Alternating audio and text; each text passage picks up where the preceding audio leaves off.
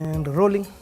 Yeah. Ladies and gentlemen, welcome back to the Playhouse featuring Kaberia. If you're catching us at this episode, do yourself a favor and go back. This thing is so hot that Yani, we shot for like 3 hours and then we took a break and then now we're back to finish the story. Yes.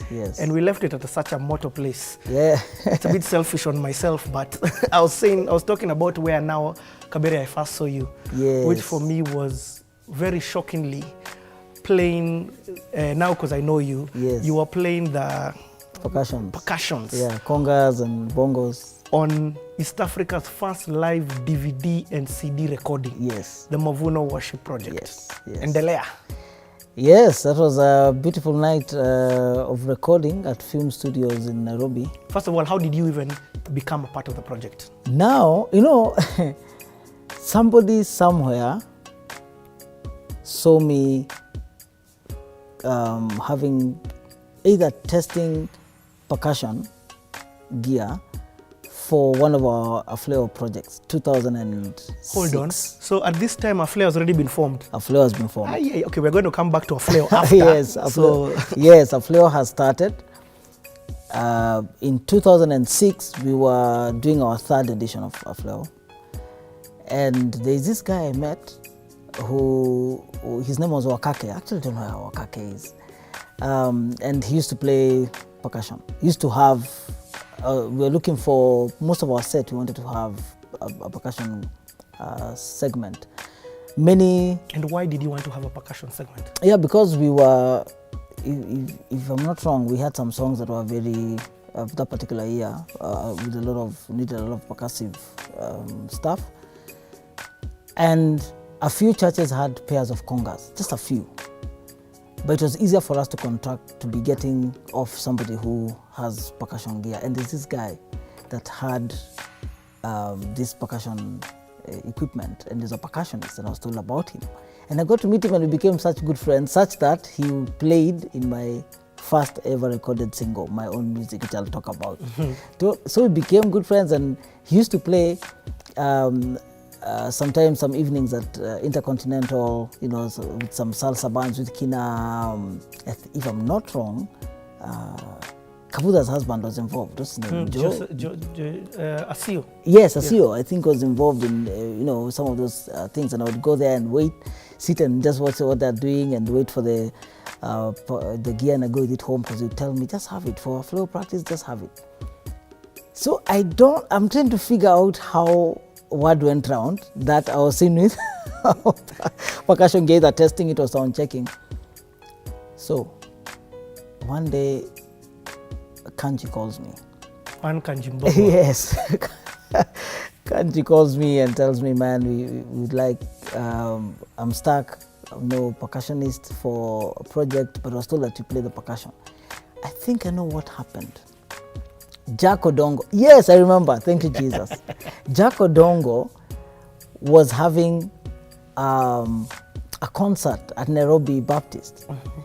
And he told me that he needed some help with percussion. And I think he knew that once in a while I would play the percussion. But I was not actively involved in it. Like I said, somebody somewhere. I don't know how it happened. So I think from there, Kanji heard about it and said, I've looked for a percussionist, and the person we needed for the project has turned me down.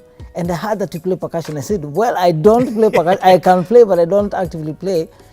But tell me about what is this whole project thing? It's a praise and worship thing, our songs that we're doing from Mavuno Church. And I was like, wow, it would be an honor to be a part of it. My schedule, that time I was actively teaching at Tusinga School. And they were practicing at Kijiji that time, used to be on Naivasha Road. Yeah. So sometimes I'd finish my class and just pass by there and meet Kina Aaron, hear what they're doing, and all the guys who were involved in the project, Angie and Dana Cheda, all those were involved in it, Karimi. And I just got to meet these wonderful guys. And I was like, this is brilliant. I mean, I knew them, I knew what Kanji had been doing. I'd known Kanji since 97 when he was doing... When he was in Nyeri Baptist? No, I met him at Ridgeways Baptist Church doing a project with Joseph Helen, a concert. So I'd known him, and then I was like, I'd heard about him, and of course Milele and stuff. So I was just so honored that Kanji actually would think of calling me to come and play. And we practiced. We'd go to Kijiji, practice the songs. Then we recorded the album at film studios in 2007 it was. Either tail end of 2006 or 2007. I got into their circle. So at times when... so shocked that you were not even being involved in your capacity as a songwriter at that time. No, I mean, we could share the ideas that we had sometimes, you know, once in a while. And again, I didn't really know them that much. I had good relationship, I would say, with Kanji and a bit with Nema. I had known Nema through Nema Talel through the dad. Because the dad was in campus with me at Daystar, so somehow we had some rapport. So I was getting to know Aaron, and of course, you know, you have to respect the project. I mean, it had already been done, the songs were there, they'd given us audio, so just coming in to fill in. And I think it was just something that was happening in my season that time, trying to get to meet different musicians. And the funny thing, personally, I'd one day said, you know, I wouldn't mind getting to know what happens out there in the music world. I've been heavily involved in the church circles and said, let me also widen and see what is happening. And at that time, a lot of musicians were popping out. You know, Mavuno was starting to become loud about going out there and using music to reach out to people in very unconventional ways compared to what was happening at that time. But it was sounding like something that, anyway, let's see what's going on. And Aaron is coming up, you know, people are getting to know him about what he does. And it was just exciting to be part of that project. But now the interesting thing is when we recorded the project and we played the songs, and, you know, I remember like Zaka, let me see. Sisi sote tumshukuru, you know. Sisi sote tumshukuru.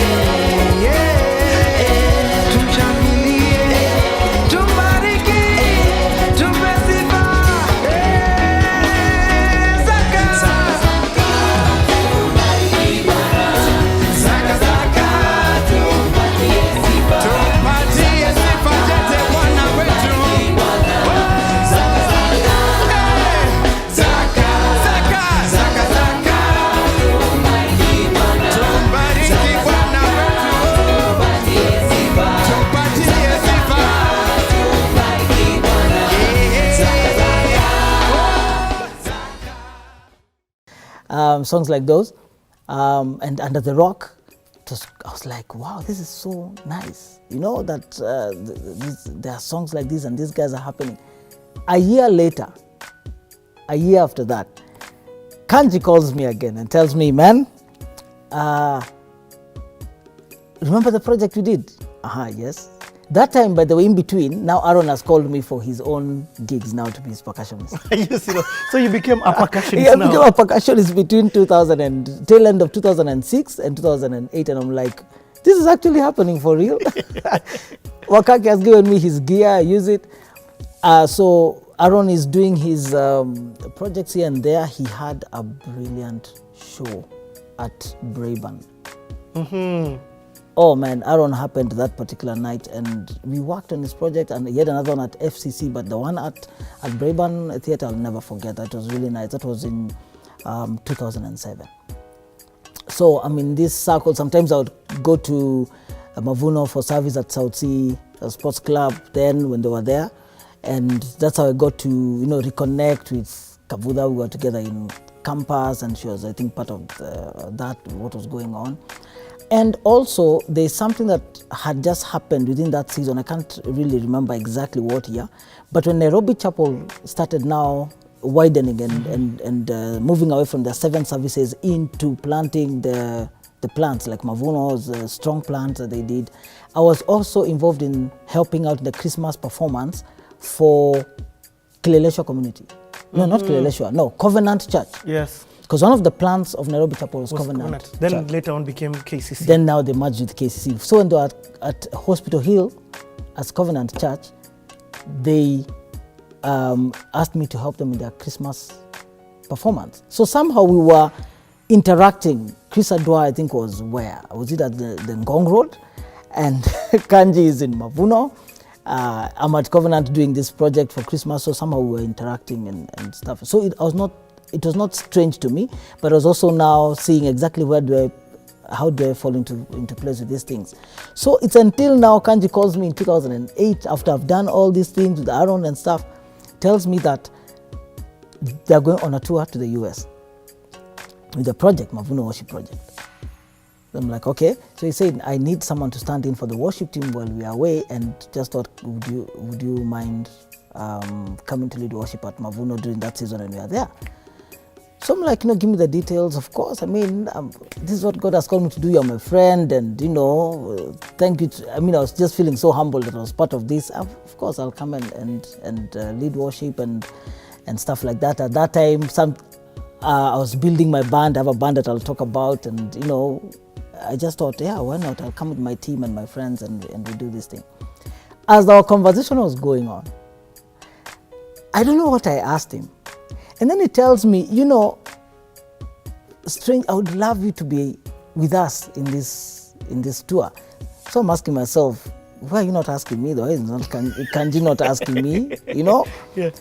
I would love for you to come, but I know your schedule is tight and so on. So I asked him, okay, when is the... in America. Yeah. What? Yes. No, I didn't want to be a shady like that, So I asked him what are the details of the tour, and when is it? And he explains to me. And I told him, you'd have just asked, because I can always adjust my schedule if you need me and stuff like that. And he was like, you mean you can come with us? I'm like, it's up to you if you need me to come. I know percussion is flavor. It's not like backbone. Percussion is like choosing mix. Yeah. It's a flavor. But he said, no, would love for you to come. So you were part of the team that went for the States thing? Yes. Now, this is a miracle for me. I like going back to history. Mm-hmm. One day in Daystar, when I'm talking to my friends, I mentioned something. A story comes out about going to the US. This is 1995.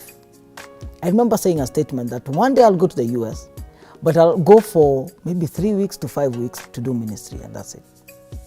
That's what I said from my mouth. Mm-hmm. 95. Fast forward, in 2008, Kanji's telling me about this thing. 2008, it was 2007. He's telling me about this tour now, going to the US.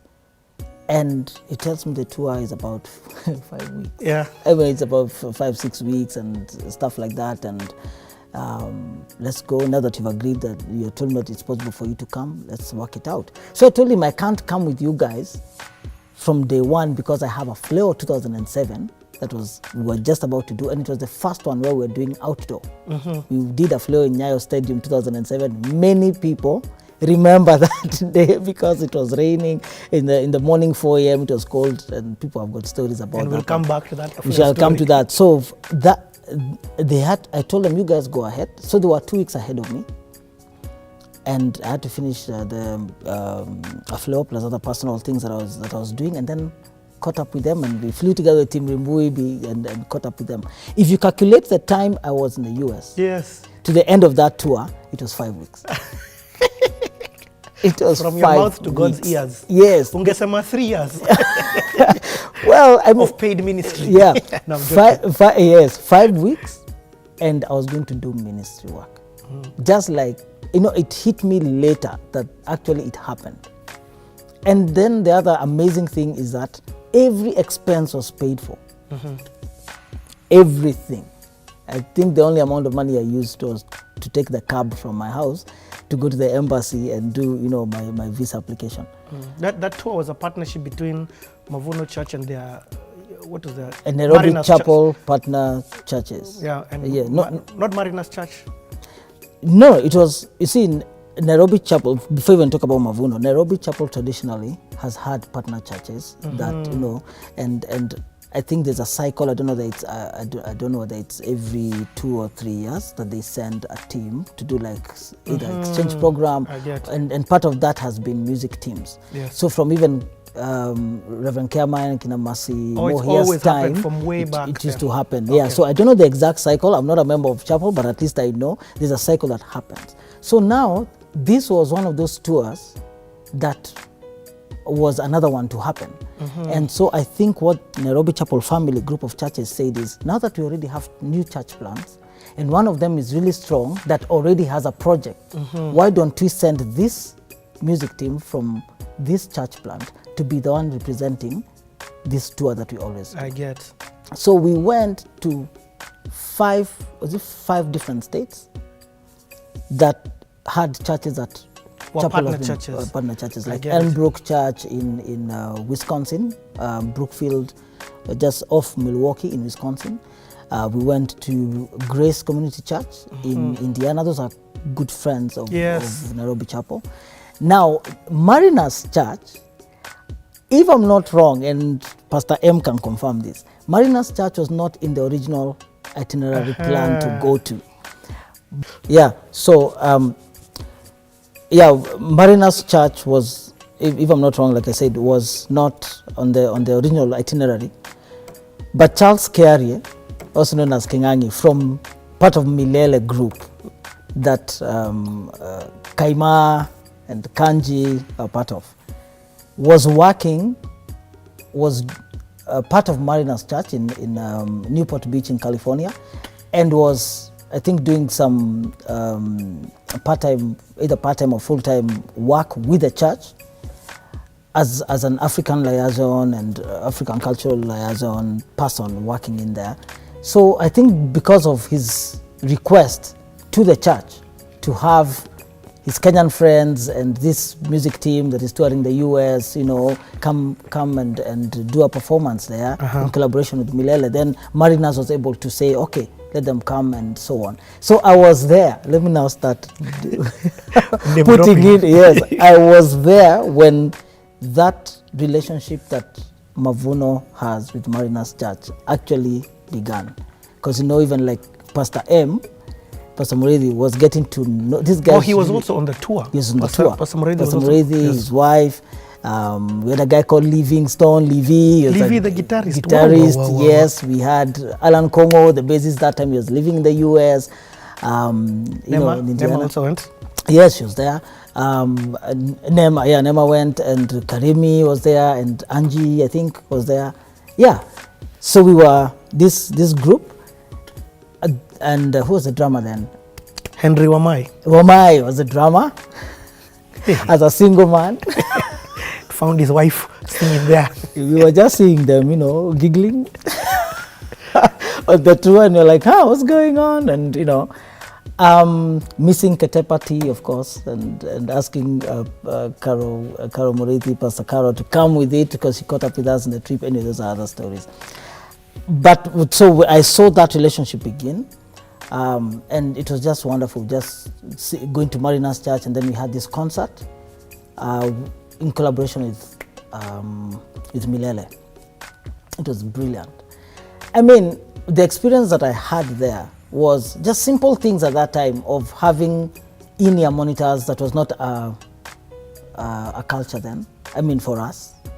But going to the US, and you're not really subjected to an auxiliary line that goes to the guy out there in the busy saying, pump me up, you know, but you have your own in-ear. That was one really musical thing for me that I got to be exposed to, and just being able to realize that basic things like having a percussion set in many of the churches as part of the basic stuff that churches have was a mind opener for me. Now just last week my baby mama passed away, and I finally went to church. I met this man, this beautiful man, who said, I see your tears and I feel your pain. It's never too late for you to mean something. You are a high priest, created you mighty. To me you're everything. Lying on the ground is not your destiny. One line of a verse could not be poetry. I created you to fly. Get up and then you go, you go, you go. Then you go, you go, you go. In Jesus' name you go. Then you go, you go, you go. Then you go, you go, you go. The chains are broken, now you're free. Now you're free, you're free, you're free. Now you're free, you're free, you're free. And the tour was wonderful, and we went to different places. We went to Indiana, Ohio, Virginia, Wisconsin, like I'd said, and flew to California.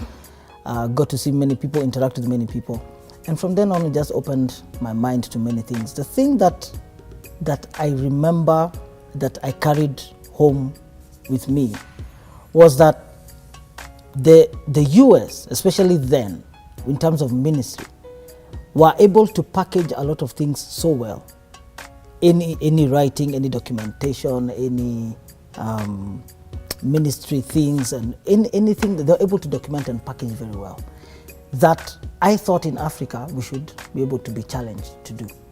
And I kept praying when we were flying back that, Lord, can you show me, I wish to see African leaders of integrity, of character in the church rise up and also package the things very well, because there's a lot of very nice productions that are done in the churches in the US that, you know, you just get mesmerized. I mean, the attention to detail, the rehearsals, the volunteers coming in to rehearse and making sure that every detail is done to facilitate our music, even if it's in a simple thing like a Sunday service, not even a concert.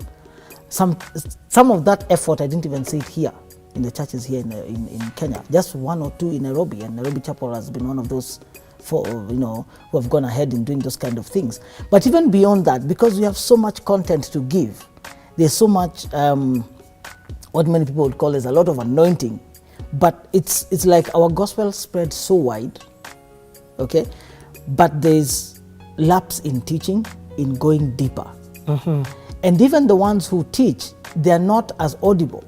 Maybe because they've not packaged their stuff as much as possible, as much as you can. Or even if they have, probably they've packaged in books and so on, but our reading culture has still been very, neither here nor there. There's not so many people are reading. It's just a small demographic of people who are reading and getting to see. We go and listen to preachings, but very few of us will go and buy that book that someone has written about it, or even just go deeper in reading and studying that. That's what I saw in the US. That was my take home, and I said, Lord, let there be a new generation that is going to change this narrative. Even with music, let's package more. Let's go out there and package more. And I was really challenged, and I said, Lord, let me be even amongst those who can do at least something for the sake of getting our music out, so that even it moves even away from the walls of church and edifying the church, and let it go out there and bless people. And God started answering that for me as we moved along. So that's my story with the Mavuno worship project. We remain very good friends with Kanji, my brother, and anytime there's anything that he wants us to do, we'll do together. So that's, and even Pastor Moreti, I was just so honored to get to know him and his heart and his vision, and even made some friends that I still communicate up to today from the United States. After that, the next year, we even had an opportunity to go with my wife to the US and do some more reconnecting amongst other things that we were doing. So I really thank God for that. We left out a huge story, and I don't know if this is the right place to bring it, but the birth of a flail. Yes. If we're talking chronologically, yes, we can't skip it. So we cannot skip it. So take us to the beginning of this flail. Okay, Yeah. though I feel like you've told us the beginning when you talk about Sing Africa. Yeah, yeah.